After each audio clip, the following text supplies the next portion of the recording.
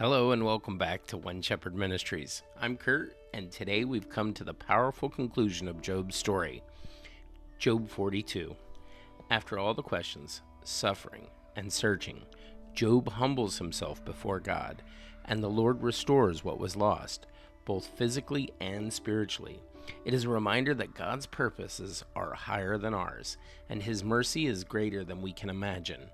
If you've been encouraged by this journey, don't forget to like, subscribe, and share. We'd love to have you walk with us again. Then Job replied to the Lord, I know that you can do all things, and that no plan of yours can be thwarted.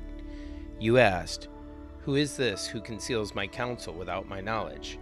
Surely I spoke of things I did not understand, things too wonderful for me to know. You said, Listen now, and I will speak. I will question you, and you shall inform me.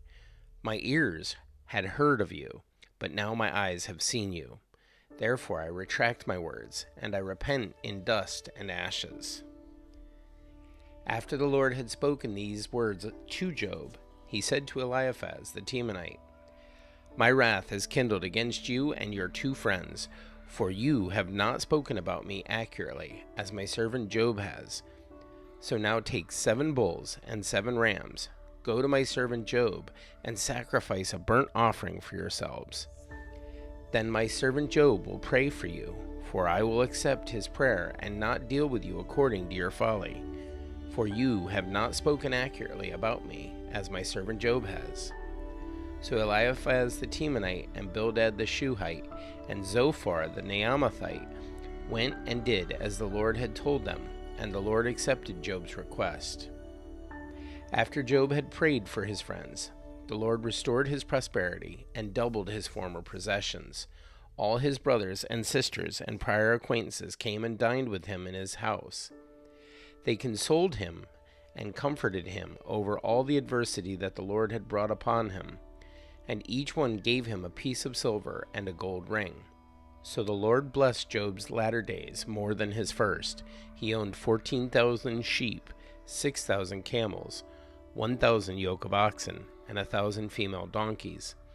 And also he had 7 sons and 3 daughters. He named his first daughter Jemimah, his second Keziah, and his third Karen Hapuk.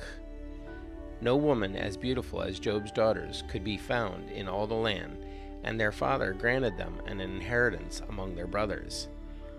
After this, Job lived 140 years, and saw his children and their children to the 4th generation. And so Job died, old and full of years. That's it for today's reading of Job 42. It's the final chapter of this incredible journey. What we love about this passage is the way it shows God's faithfulness, even after deep suffering. Job doesn't get all the answers, but he gets something better, a clearer view of God, and that changes everything. Restoration follows humility, and that's a powerful truth for all of us. If you have questions or thoughts, we'd love to hear from you. Drop a comment below. Be sure to visit us at oneshepherd.org for more resources, and don't forget to check out the rest of our channel. We have other scripture readings and videos to encourage and challenge your walk with Christ. There's actually one on screen now you might enjoy.